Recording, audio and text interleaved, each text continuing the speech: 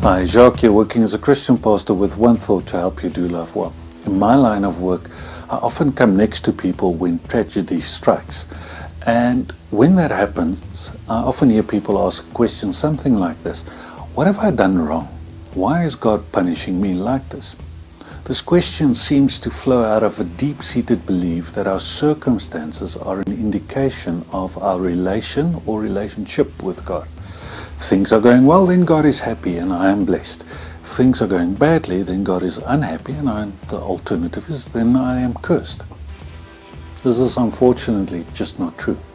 The Bible tells us of the story of a young man called Joseph, who was his dad's favorite, and this caused his brothers to be very jealous of him. They in fact got so jealous that they initially wanted to kill him, but eventually ended up selling him into slavery.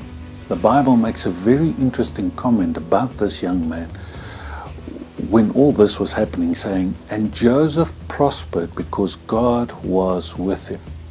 I want to ask you, would you really describe being sold into slavery, stripped naked, paraded on a stage, bought like an animal, and then forced to work as a state of being prosperous or blessed?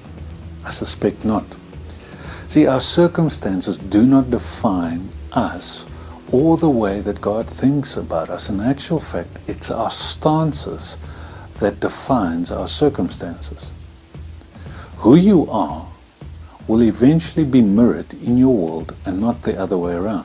Someone put it like this once: if you take a pauper and put him in a palace, he will turn the palace into a prison. But if you take a prince and put him in a prison, he will eventually turn the prison into a palace. Your circumstances do not define you, but your stance in God does. So here's a bold question for you. Have you allowed your circumstances to tell you who you are? Have you allowed the voice of your circumstances to define you as a person? I want to propose to you that it's time. It's time to begin to tell your circumstances who you are in God.